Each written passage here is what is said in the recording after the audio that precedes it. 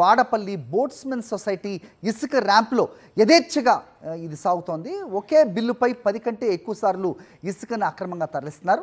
పరిమితికి మించి లారీలో లోడ్ చేసి దందా సాగిస్తున్నారు.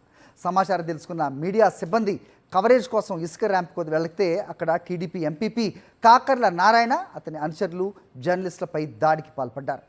ఎవరికి చెప్పుకోండి అంటూ దుర్భాషలాడారు. తక్షణమే ఇసుక ర్యాంప్ నిర్వాహకులపై చర్యలు తీసుకోవాలని, ఎప్పటికప్పుడు అధికారుల పర్యవేక్షణలో ఇసుక రవాణా జరిగేలా చూడాలని స్థానికులు డిమాండ్ చేస్తున్నారు.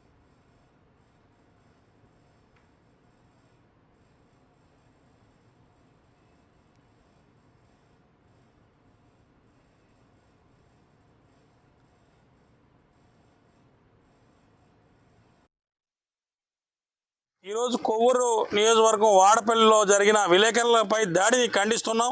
ఇసుకని అక్రమంగా తరలిస్తూ ఓవర్లోడ్ లారీలు తెల్లవారులు ఒక బిల్లు మీద 10-15 లారీలు తరలించడం ఇది ఆనవాయితీగా జరుగుతుంది. ఇది టాస్క్ ఫోర్స్ టీం కూడా అక్కడ ఎవరు ఉండలేదు, అధికారులు ఎవరు కూడా పట్టించుకోవట్లేదు.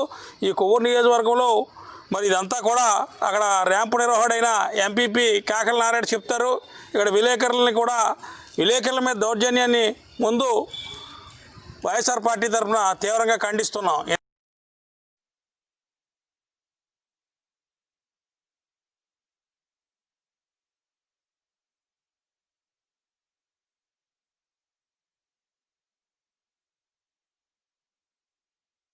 మరిన్ని అప్డేట్స్ కోసం ఛానల్ ను సబ్స్క్రైబ్ చేయండి.